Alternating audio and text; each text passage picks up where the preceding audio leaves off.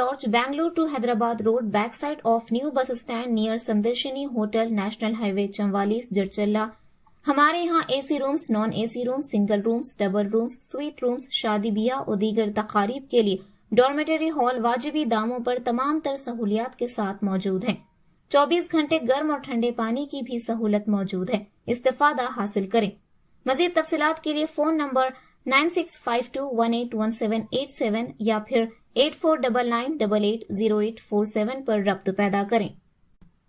अस्सलाम वालेकुम नाज़रीन, NH TV में आप सभी का इस्तकबाल है। महबूब नगर बल्दिया का आज आखिरी जिला सदरनशीन बल्दिया आनंद गौड की सदारत में मुनाकिद हुआ।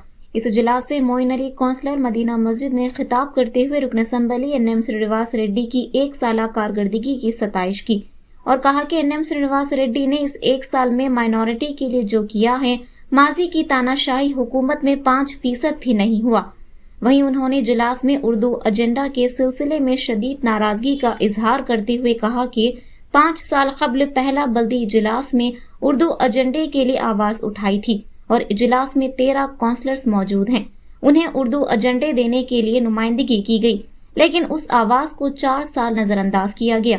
शब्बीर अहमद के नायब सदरनशीन बल्दिया बनने के बाद हमें उम्मीद थी कि उर्दू एजेंडा मिलेगा, लेकिन उन्होंने भी इस मुद्दे को नजरअंदाज कर दिया। उन्होंने सवाल किया कि जब हम इजलास के सामने मांग रखते हैं तो वो पूरी क्यों नहीं होती। मोइन अली ने मजीद क्या कहा, आइए डालते हैं उस पर एक नजर। थे या बुलाते थे तो काम हो जाता था। इस बार शायद वो नज़रअंदाज करेंगे कि अभी काउंसलर कोई नहीं है। तो मेरी कमिश्नर साहब से एक गुजारिश है, अगर हम लोग कोई उनको कॉल किए तो रिस्पांस देने के लिए कहिए, क्योंकि अगले इलेक्शन 6-7 महीने या 8 महीने भी हो सकते हैं।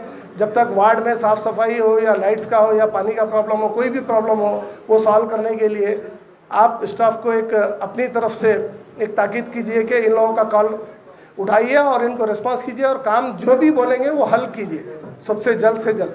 यही मेरी गुजारिश है आप लोगों से।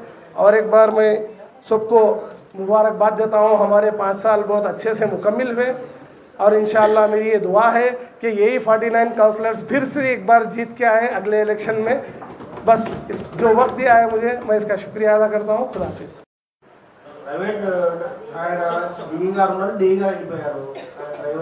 प्राइवेट स्टाफ बहुत है ना साहब, उसको तो था ना, उसके तो पेट पे लात मारे ना आप लोग, निकाले, उसकी गाड़ी भी निकाले, उसको भी निकाले।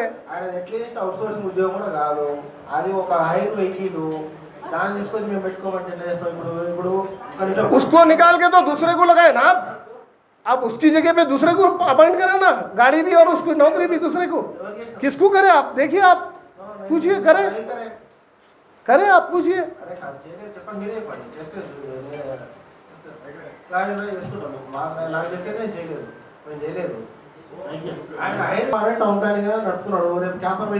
काउंसलरों को नज़रअंदाज किया, हमारे वार्डों को नज़रअंदाज किया।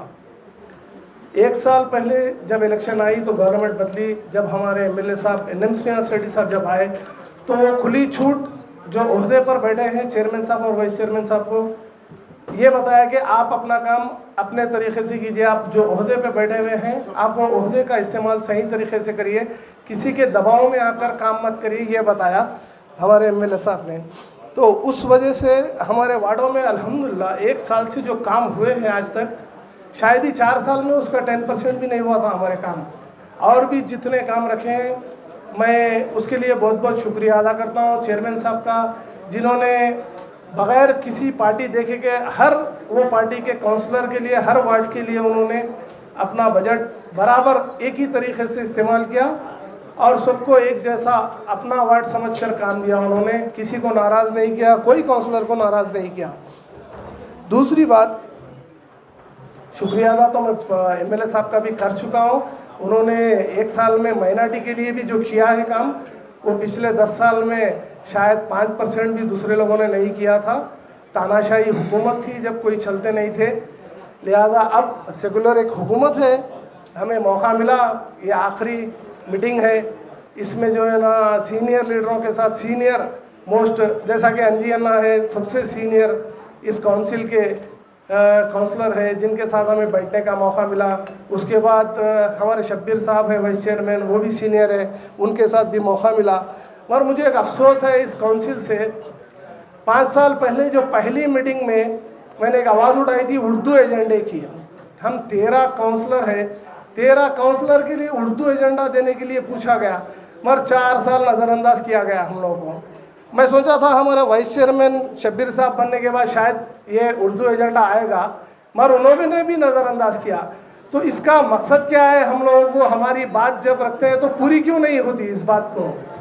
इस बात काउंसिल में बहुत से मुस्लिम पार्टी के, हालांकि फ्लोर लीडर्स पहले भी बैठ चुके हैं, सीनियर अभी भी बैठे हैं, बोलते हैं हर काम हो जाता है, बोले पे तो उर्दू एजेंडा आप लोग क्यों नहीं प्रेशर कर सके, या फिर शब्बीर साहब क्यों नहीं करे? चेयरमैन साहब से मुझे जो है ना इसका कोई गुस्सा नहीं है, कुछ भी नहीं है, क्योंकि आप लोग करना चाहिए था, आप लोगों से बहुत उम्मीद थी, जो उम्मीद आप लोग नहीं कर सके। आप लोग माइनॉरिटी जब वाइस चेयरमैन बनाए, एमएलए साहब ओहदे पे बिठाए, तो आपको माइनॉरिटी के लिए कुछ बात करने के लिए बनाना चाहिए था आपको। सीएम भी कोई मिनिस्टर अगर बिठाता है मुसलमान को, तो मुसलमानों की बात और मुसलमानों का काम करने के लिए बिठाया जाता है। तो मुझे बड़ा अफसोस हुआ कि आप लोग ऐसा कोई काम नहीं कर सके। और ये बात सादा साहब ने कहा था, शॉट लग के एक लड़का मर गया, 2.5 लाख रुपए कराए, और एक झंडे लगाते हुए एक मुस्लिम लड़का गिर के एक्सीडेंट से मर गया था, जो क्रेन म्यूनसिपाल्टी की क्रेन थी। तो मैं ये कहना चाहता हूँ 2.5 लाख में उसके बीवी बच्चे 1.5 साल गुजारा करेंगे, उससे ज़्यादा गुजारा करेंगे क्या?